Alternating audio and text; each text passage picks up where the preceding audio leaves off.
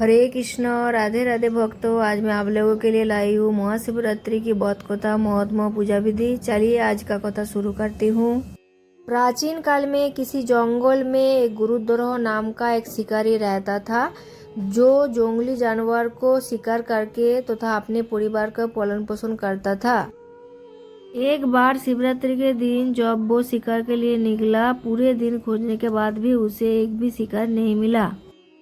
उसके बच्चे, पत्नी एवं माता पिता को भूखा रहना पड़ेगा, इसलिए वो चिंतित हो गया। सूर्यास्त होने पर वो एक जलाशय के समीप गया और वहां एक घाट के किनारे एक पेड़ पर थोड़ा सा जल पीने के लिए लेकर चढ़ गई। उसे पूरी उम्मीद थी कि कोई ना कोई जानवर अपनी प्यास बुझाने के लिए जरूर आएगा। वो पेड़ बेलपत्रों का था और उसी पेड़ के नीचे शिवलिंग भी था, जो बेलपत्रों के सूखे पत्तों से ढके होने के कारण दिखाई नहीं दे रहा था। रात का पहला पहर बीतने से पहले ही एक हिरनी वहां पर पानी पीने के लिए आई। उसे देखते ही शिकारी ने अपने बाण साधा। ऐसा करने में उसके हाथ के धक्के से कुछ पत्ते एवं जल की कुछ बूंदी नीचे बनी हुई शिवलिंग पर गिरी और अनजाने में ही शिकारी की पहला पहर की पूजा हो गई। हिरनी ने जब पत्तों की खड़खड़ाहट सुनी तो घबरा कर ऊपर की तरफ देखा और भयभीत होकर शिकारी से कांपते हुए स्वर में बोली, मुझे मत मारो। शिकारी ने कहा कि वो और उसका परिवार भूखा है, इसलिए वो उसे नहीं छोड़ सकता। हिरनी ने वादा किया वो अपने बच्चे को अपने स्वामी को सौंपकर लौट आएगी, तो अब वो उसका शिकार कर ले। शिकारी को उसका बात का विश्वास नहीं हो रहा था। उसने फिर से शिकारी को ये कहते हुए अपनी बात का भरोसा करवाया कि जैसे सत्य पर ही पृथ्वी टिकी है, समुद्र मर्यादा में रहता है और झरनों की जल धाराएं गिरा करती है, वैसे भी वो भी सत्य बोल रही है। क्रूर होने के बाद भी शिकारी को उस पर दया आ गई और उसने जल्दी लौटना कहकर उस हिरनी को जाने दिया। थोड़ी ही देर बाद एक और हिरनी वहां पानी पीने आई। शिकारी सावधान हो गया, तीर साधने लगा और ऐसा करने से उसके हाथ के धक्के से पहले की तरह थोड़ा जल और कुछ बेलपत्रों नीचे बनी हुई शिवलिंग पर जा गिरी और अनायास ही शिकारी को द्वितीय पहर की पूजा भी संपन्न हो गई। इस हिरनी ने भी भयभीत होकर शिकारी से जीवन दान की याचना की, लेकिन उसके अस्वीकार कर देने पर हिरनी ने उसे लौट आने का वचन ये कहते हुए दिया कि उसे जत है कि जो वचन दे कर पलट जाता है, उसका अपने जीवन में संचित पुण्य नष्ट हो जाया करता है। उस शिकारी ने पहले की तरह इस हिरनी के वचन का भी भरोसा कर उसे जाने दिया। अब तो वो इसी चिंता से व्याकुल हो रहा था कि उनमें से शायद ही कोई हिरनी लौट के आए और अब उसके परिवार का क्या होगा।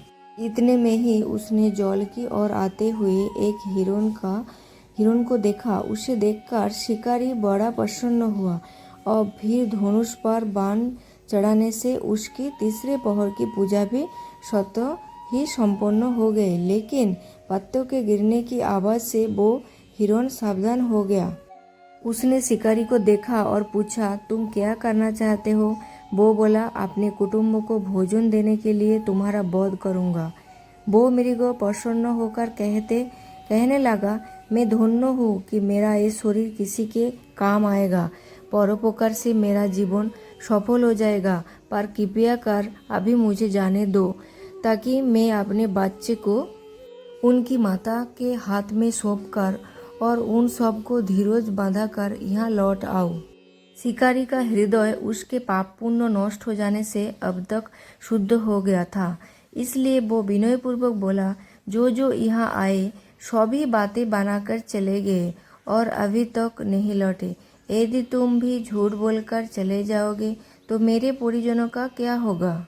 अब हिरण ने ये कहते हुए उसे अपने सत्य बोलने का भरोसा दिलवाया कि यदि वो लौट कर नहीं आए तो उसे वो पाप लगे जो उसे लगा करता है, जो सामर्थ्य रहता है हुई भी दूसरे का उपकार नहीं करता। शिकारी ने उसे भी ये कहकर जाने दिया कि शीघ्र लौट आना। का अंतिम पहर शुरू होते ही उस शिकारी के हर्षों की सीमा न थी, क्योंकि उसने उन सब हिरनियों को अपने बच्चे सहित एक साथ आते देख लिया था। उन्हें देखते ही उसने अपने धनुष पर बाण रखा और पहले की ही तरह उसकी चौथे पहर की भी शिव पूजा संपन्न हो गई। अब उस शिकारी के शिव कृपा से सभी पाप भस्म हो गए, इसलिए वो सोचने लगा, ओहो, ये शुभ धन्य है जो ज्ञानहीन होकर भी अपने शरीर से परोपकार करना चाहते हैं। लेकिन धिक्कार है मेरे जीवन को कि मैं अनेक प्रकार के कुकृत्यों से अपनी परिवार का पालन करता रहा। अब उसने अपना बाण रोक लिया तथा मृगों से कहा कि वो सब धन्य है तथा उन्हें वापस जाने दिया। उसके ऐसा करने पर भगवान शंकर ने प्रसन्न होकर तत्काल उसे अपने दिव्य स्वरूप का दर्शन करवाया तथा उसे सुख समृद्धि का वरदान देकर गुह नाम प्रदान किया। मित्रों, यदि वो गुरु था, उसके साथ भगवान श्री राम ने मित्रता की थी। शिव जी जटायु में गंगा जी को धारण करने वाले, सिर पर चंद्रमा को सजाने वाले, मस्तक पर त्रिपुंड तथा तीसरे नेत्र वाले, कंठ में कालपाश, नागराज तथा रुद्राक्षमाला से सुशोभित, हाथ में डमरू और त्रिशूल है, जिनके और भक्तगण बड़ी श्रद्धा से जिन्हें शिशोबंकर, भंकर, भोलेनाथ, महादेव, भगवान सौतोष, उमापति, गौरीशंकर, सोमेश्वर, महाकाल, अकारेश्वर, वैद्यनाथ, नीलकंठ, त्रिपुरारी, सदाशिव तथा अन्य सहस्त्रों नामों से संबोधित कर उनकी पूजा अर्चना किया करते हैं। ऐसे भगवान शिव एवं शिवा हम सबके चिंतन को सदा सदैव सकारात्मक बनाए एवं सभी की मनोकामनाएं पूरी करे। इसके बाद हम जानेंगे महाशिवरात्रि पूजा विधि।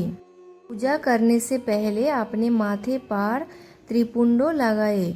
इसके लिए चंदन या विभूत 3 उंगलियों पर लगाकर माथे के बाएं तरफ से दाएं तरफ की तरफ त्रिपुंड लगाए। शिवलिंग का दूध, दही, घी, शहद और गंगा जल से अभिषेक करें। आप चाहे तो खाली जल से भी शिव का अभिषेक कर सकते हो। अभिषेक करते हुए महामृत्युंजय मंत्र का जप जरूर करना चाहिए। शिव को बेलपत्र, आख, धतूरे का फूल, चावल, भांग इत्र जरूर चढ़ाए। चंदन का तिलक लगाए, धूप दीपक जलाए। शिव को मंत्रों का जप जरूर करना चाहिए और शिव चालीसा भी पढ़ना चाहिए। खीर और फलों का भोग लगाए। शिव आरती उतारे। संभव हो तो रात्रि भर जागरण करें। घर के पास शिव मंदिर नहीं हो तो आप घर पर ही मिट्टी के शिवलिंग बनाकर उनका पूजन कर सकते हो। इसके बाद हम जानेंगे शिवरात्रि क्यों मनाए जाते हैं। जानिए इसके कारण। हमारे जीवन में कई साधना ना होने पर भी इस दिन ऊर्जा ऊपर की ओर बढ़ती है, मगर खास तौर पर यौगिक साधना करने वाले लोगों के लिए इस रात को अपने शरीर को सीधी अवस्था में रखना या ना सोना बहुत महत्वपूर्ण है। आज की इस कथा आप लोगों को कैसी लगी कमेंट में जरूर बताइए। अगर वीडियो अच्छी लगी तो एक लाइक करके चैनल को सब्सक्राइब कर लेना। प्रेम से बोलिए ओम नमः शिवाय।